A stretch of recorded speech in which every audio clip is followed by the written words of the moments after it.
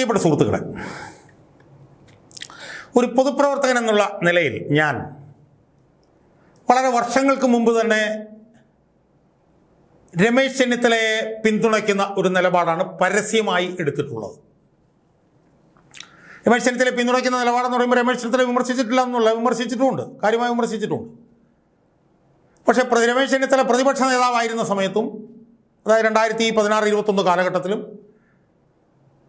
2021-26 കാലഘട്ടത്തിൽ അയാൾക്ക് ഒരു അധികാര സ്ഥാനവും ഇല്ലാതിരുന്നപ്പോഴും വെറും MLA മാത്രമായിരുന്ന കാലഘട്ടത്തിലും ഞാൻ അദ്ദേഹത്തെ പരസ്യമായി പിന്തുണച്ചിരുന്ന ഒരു പൊതുപ്രവർത്തകനാണ്. അദ്ദേഹം 2016-21 കാലഘട്ടത്തിൽ പ്രതിപക്ഷ നേതാവെന്നുള്ളതിൽ സ്തുത്യർഹമായി പ്രവർത്തിച്ചു എന്ന് പരസ്യമായി നിരന്തരം പറഞ്ഞിട്ടുള്ള ഒരാളാണ്. ഞാനത് അയാളിൽ നിന്ന് എന്തെങ്കിലും പ്രതീക്ഷിച്ചിട്ടൊന്നും ചെയ്തിട്ടുള്ളതല്ല. ഞാനങ്ങനെ വീഡിയോ ചെയ്യുന്ന സമയത്ത് ഞാൻ ഇങ്ങനെ വീഡിയോ ചെയ്തിട്ടുണ്ട് എന്ന് അയാളോട് വിളിച്ച് പറഞ്ഞിട്ടുമില്ല. വല്ല 1-2 തവണയൊക്കെ ചിലപ്പോൾ വിളിച്ച് പറഞ്ഞിട്ടുണ്ടാവും. അങ്ങനെ കാരണം അതെൻ്റെ ഒരു ബോധ്യമായിരുന്നു.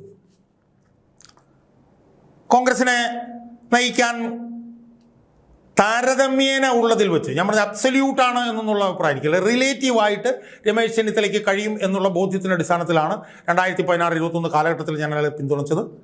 2021-26 കാലഘട്ടത്തിലും ഞാൻ രമേശ് ചെന്നിത്തലയെ പ്രതിപക്ഷ നേതാവ് VD സതീശൻ ആയിരുന്നിട്ട് പോലും പിന്തുണയ്ക്കാനും എനിക്ക് എൻ്റേതായിട്ടുള്ള കാരണങ്ങളുണ്ടായിരുന്നു. ആ കാരണങ്ങളുടെ അടിസ്ഥാനത്തിൽ ഞാൻ അദ്ദേഹത്തെ ആ സമയത്തും ഞാൻ പിന്തുണച്ചിരുന്നു. സുഹൃത്തുക്കളെ, അതിനുശേഷം ഈ കഴിഞ്ഞ തെരഞ്ഞെടുപ്പിൻ്റെ ഫലം വന്നതിന് ശേഷവും നമുക്കറിയാലോ, മെയ് 4 തെരഞ്ഞെടുപ്പ് വന്നിട്ട് ഒരു 10, 12, 13 ദിവസത്തെ ഒരു സ്റ്റേൽമേറ്റിന് ശേഷം, ഒരു പ്രതിസന്ധിക്ക് ശേഷമാണല്ലോ VD സതീശൻ മുഖ്യമന്ത്രി. ആ സമയത്തും ഞാൻ രമേശ് ചെന്നിത്തലയെ തന്നെയാണ് ശക്തമായി ഞാൻ പിന്തുണച്ചത്. അതിന് എൻ്റേതായിട്ടുള്ള കാരണങ്ങളുണ്ടായിരുന്നു. അതിനനുസരിച്ച് അതായിരുന്നു എൻ്റെ ബോധ്യം.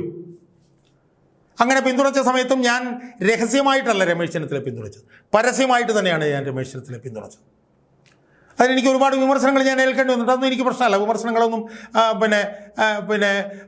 കണ്ട് ചുരുണ്ട് വാലും ചുരുട്ടി ഓടുന്ന ഒരാളൊന്നും അല്ല ഞാൻ.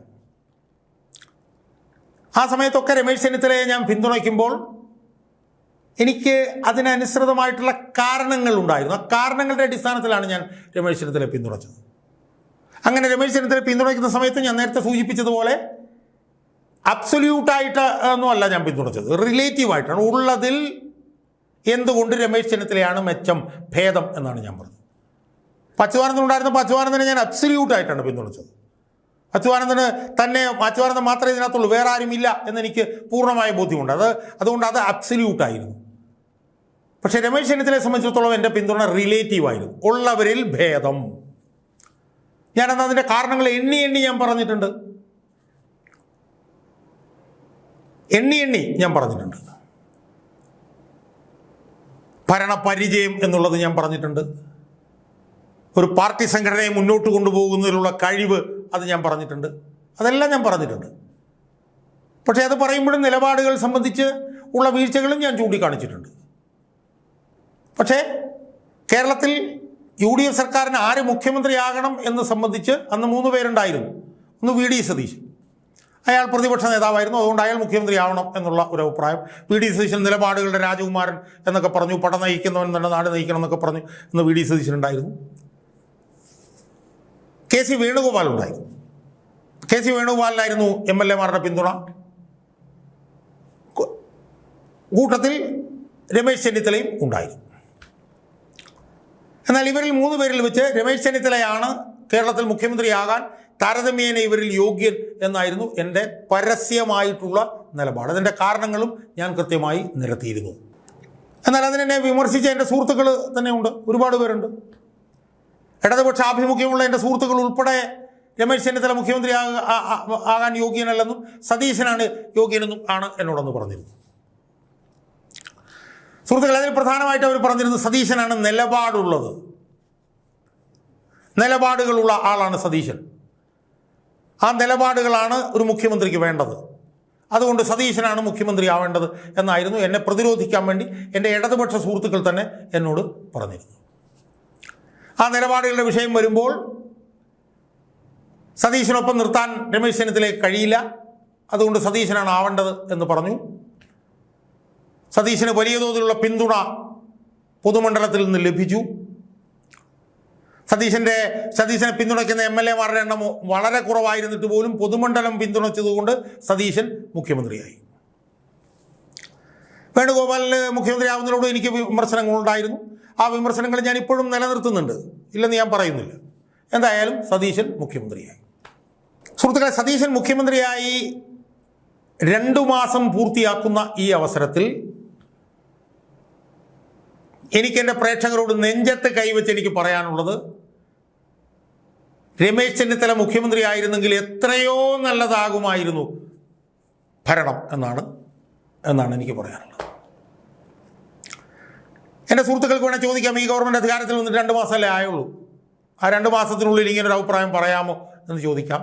അത് വളരെ നേരത്തെ ആയി പോയില്ലേ എന്ന് ചോദിക്കാം. എനിക്ക് അവരോടൊക്കെ പറയാനുള്ളത്, 2 മാസമേ ആയുള്ളൂ എന്നുള്ളത് ശരിയാണ്. ഇങ്ങനെ നേരത്തെ ഇത്തരത്തിലുള്ള ഈ ഒരു അഭിപ്രായം പറയുന്നത് ശരിയാണോ എന്ന് എന്നൊക്കെ നിങ്ങൾക്ക് ചോദിക്കാമെങ്കിലും ഞാൻ പറയുന്നു, ഈ 2 മാസമായ സമയത്ത് തന്നെ ഞാൻ എൻ്റെ പ്രേക്ഷകരോട് എനിക്ക് പറയാനുള്ളത്, രമേശ് ചെന്നിത്തല കേരളത്തിൻ്റെ മുഖ്യമന്ത്രി ആയിരുന്നുവെങ്കിൽ ഇതിനേക്കാൾ 100 ഭേദമാകുമായിരുന്നു ഭരണം എന്നാണ്. യാതൊരു തർക്കവും എനിക്ക് ആ കാര്യത്തിലില്ല. സുഹൃത്തുക്കളെ, നമ്മളൊന്ന് ആലോചിച്ച് നോക്കി, ഈ ഗവൺമെൻറ് അധികാരത്തിൽ വന്നത് 102 പേരുടെ ഭൂരിപക്ഷത്തോടു കൂടിയാണ്. ഈ ഗവൺമെൻറ് അധികാരത്തിൽ വരുമ്പോൾ ഈ ഗവൺമെൻറ്റിന് UDF-ന് 1 കോടിയിലധികം ആളുകളുടെ വോട്ടാണ് ലഭിച്ചത്. CPM-ആയിട്ട് ഏതാണ്ട് 10-20 ലക്ഷം വോട്ടിൻ്റെ വ്യത്യാസമുള്ളത്. CPM-ന്റെ കോട്ടകൊത്തരങ്ങളെല്ലാം തകർത്തടിച്ചുകൊണ്ടൊരു യാകാശത്തിനെ പോലെയാണ് UDF ഈ ഗവൺമെൻറ് ഈ തെരഞ്ഞെടുപ്പിൽ ജയിച്ച് അധികാരത്തിൽ വന്നത്. ഇപ്പോൾ ഈ 2 മാസം കഴിയുമ്പോഴുള്ള ഈ സർക്കാരിൻ്റെ അവസ്ഥ എന്താ സുഹൃത്തുക്കളെ? നമ്മളൊന്ന് ആലോചിച്ച് നോക്കി. 2 മാസം തികയാണ് എന്നാണ് എനിക്ക് തോന്നുന്നത് ഈ ഗവൺമെൻറ് അധികാരത്തിൽ വന്നിട്ട്. ഈ ഗവൺമെൻറ് അവസ്ഥ എന്താ? പ്രതിസന്ധിയുടെ നടുത്തളത്തിലല്ലേ ഈ ഗവൺമെൻറ് ഇപ്പോൾ നിൽക്കുന്നത്? പ്രതിസന്ധിയിൽ നിന്ന് പ്രതിസന്ധിയിലേക്ക് കൂപ്പുകുത്തിക്കൊണ്ടിരിക്കുകയല്ലേ ഈ ഗവൺമെൻറ്. അങ്ങനെ ആവേണ്ടതായിരുന്നോ? അധികാരത്തിൽ വന്ന് 2 മാസത്തിനുള്ളിൽ പ്രതിപക്ഷത്തെ എടുത്തിട്ട് ചതക്കേണ്ടതായിരുന്നില്ലേ ഈ ഗവൺമെൻറ്?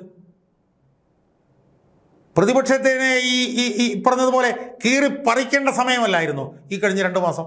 എന്നാൽ ഈ കഴിഞ്ഞ 2 മാസം എന്തൊക്കെയാണ് സംഭവിച്ചത്? ഈ ഗവൺമെൻറ് അധികാരത്തിൽ വന്നപ്പോൾ ഉണ്ടായിരുന്നത് ഏറ്റവും അഴിമതിക്കാരനും അധമനുമായിട്ടുള്ളൊരു ചീഫ് സെക്രട്ടറി ആയിരുന്നു ജയതിലക്.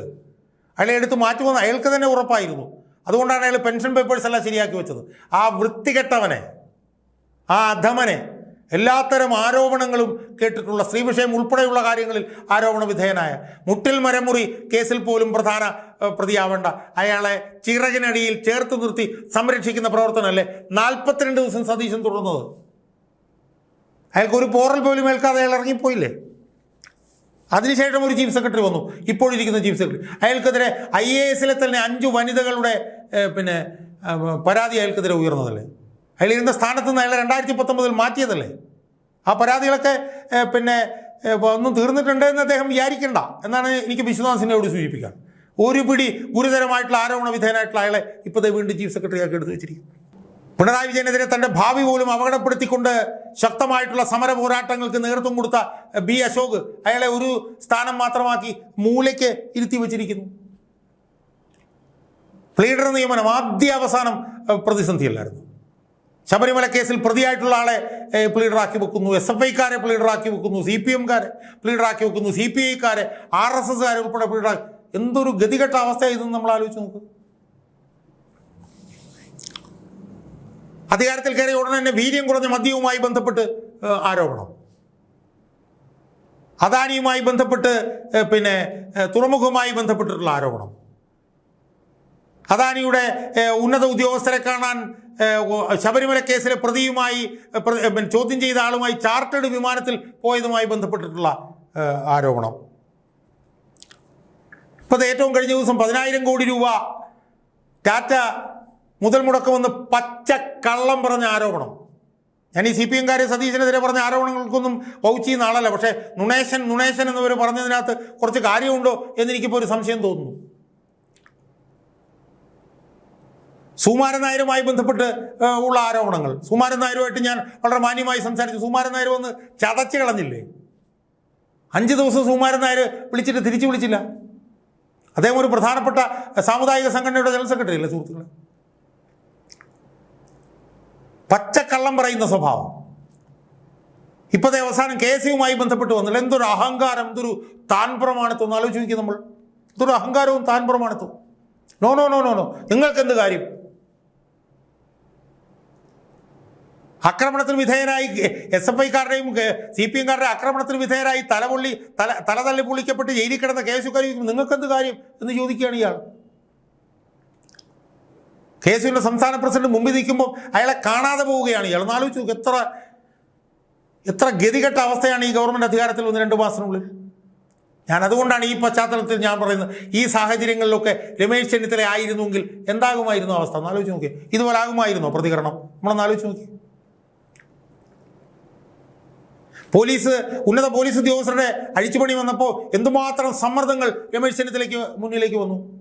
അതിനെല്ലാം എടുത്ത് ദൂരെ കളഞ്ഞില്ലേ രമേശ് ചെന്നിത്തല? പി വിജയനെ ലോ ആൻഡ് ഓർഡർ ADGP ആക്കാതിരിക്കാൻ സതീശൻ പോലും ശ്രമിച്ചില്ലേ? സതീശന് പറ്റുന്ന ഒരാളെ അവിടെ കൊണ്ട് വെക്കാൻ ശ്രമിച്ചില്ലേ? രമേശ് ചെന്നിത്തല പറ്റില്ല എന്ന് പറഞ്ഞില്ലേ? അഴിമതിക്കാരനായിട്ടുള്ള പിണറായി വിജയൻ്റെ ഉൾപ്പെടെ മൂട് താങ്ങിയിട്ടുള്ള ഒരു ഉന്നത പോലീസ് ഉദ്യോഗസ്ഥൻ ലോ ആൻഡ് ഓർഡർ ADGP ആകാൻ ശ്രമിച്ചില്ല. അയാളെ എടുത്ത് ദൂരെ കളഞ്ഞില്ലേ? എടുത്ത് വലിച്ചെറിഞ്ഞ് കളഞ്ഞില്ലേ രമേശ് ചെന്നിത്തല? ആ ആർജവം അയാൾ അവിടെ കാണിച്ചില്ലേ? ഇങ്ങനെയാകുമായിരുന്നു രമേശ് ചെന്നിത്തല മാധ്യമപ്രവർത്തകരോട് പ്രതികരിക്കുക. KSUക്കാർക്ക് എന്ത് കാര്യം, നോ KSUക്കാർക്ക് ഇതിനകത്ത് എന്ത് കാര്യം എന്നാകുമായിരുന്നോ രമേശ് ചെന്നിത്തല പ്രതികരിക്കുക? ഒരിക്കലും ആയിരുന്നില്ല. എത്രയോ സമചിത്തതയോടുകൂടി പ്രതികരിക്കുമായിരുന്നു. അയാൾ പ്രതിപക്ഷ നേതാവായിരുന്ന സമയത്തും അതിനുശേഷമൊക്കെ എത്രയോ നൂറുകണക്കിന് പത്രസമ്മേളനങ്ങളെ അഭിമുഖീകരിച്ചിട്ടുണ്ട് രമേശ് ചെന്നിത്തല. ആ സമയത്ത് എപ്പോഴെങ്കിലും മാധ്യമപ്രവർത്തകരോട് ഇതുപോലെ അഹങ്കാരത്തോടുകൂടിയും താൻ പ്രമാണത്തോടുകൂടിയും പെരുമാറിയിട്ടുണ്ടോ രമേശ് ചെന്നിത്തല? ഒരിക്കലുമില്ല സുഹൃത്തുക്കളെ. ഇപ്പോൾ തന്നെ അയാൾ ചെയ്തുകൊണ്ടിരിക്കുന്നത് എന്താ? മത്സരം ചെയ്തുകൊണ്ടിരിക്കുന്നത് എന്താ? തൂഫാൻ എന്ന് പറയുന്ന മയക്കുമരുന്നിനെതിരായിട്ടുള്ള സമര പോരാട്ടങ്ങൾ നിശബ്ദമാക്കി മുന്നോട്ട് കൊണ്ടുപോയിക്കൊണ്ടിരിക്കുകയല്ലേ രമേശ് ചെന്നിത്തല? ആ രമേശ് ചെന്നിത്തലയുടെ ആ പ്രവർത്തനം കൊണ്ട് മാത്രമല്ലേ ഈ ഗവൺമെൻറ് ഇപ്പോൾ തലയുയർത്തി നിർത്താൻ കഴിയുന്നു. അതുകൊണ്ട് ഞാൻ കൂടുതൽ ദീർഘിപ്പിക്കുന്നില്ല. ഈ ഗവൺമെൻറ് വന്നിട്ട് 2 മാസം ആയിട്ടുള്ളൂ, ഇല്ലെന്ന് ഞാൻ പറയുന്നില്ല. ഈ സമയത്ത് ഇങ്ങനെ ഒരു വിമർശനം ഉന്നയിക്കാമോ എന്ന് ചോദിച്ചാൽ അതിനകത്തും വ്യത്യസ്ത അഭിപ്രായം ഉണ്ടായിരിക്കാം. പക്ഷേ ഞാൻ ആത്മാർത്ഥമായി എൻ്റെ പ്രേക്ഷകരോട് പറയുന്നു, രമേശ് ചെന്നിത്തല മുഖ്യമന്ത്രി ആയിരുന്നുവെങ്കിൽ എത്രയോ ഭേദമാകുമായിരുന്നു കാര്യങ്ങൾ എന്ന് ഞാൻ ആഗ്രഹിക്കുകയാണ്. അത് നടക്കും എന്നൊന്നും ഞാൻ വിശ്വസിക്കുന്നില്ല. അതിനെക്കുറിച്ചൊന്നും എനിക്ക് പറയാനില്ല. പക്ഷേ രമേശ് ചെന്നിത്തല മുഖ്യമന്ത്രി ആയിരുന്നുവെങ്കിൽ ഇതിനേക്കാൾ 100 ഇരട്ടി കാര്യങ്ങൾ ഭേദമായി മുന്നോട്ട് പോകുമായിരുന്നു എന്നും ഒരു പ്രതിസന്ധിയും ഈ ഗവൺമെൻറ് നേരിടുകയില്ലായിരുന്നുവെന്നുമുള്ള കാര്യത്തിൽ എനിക്ക് യാതൊരു സംശയവുമില്ല.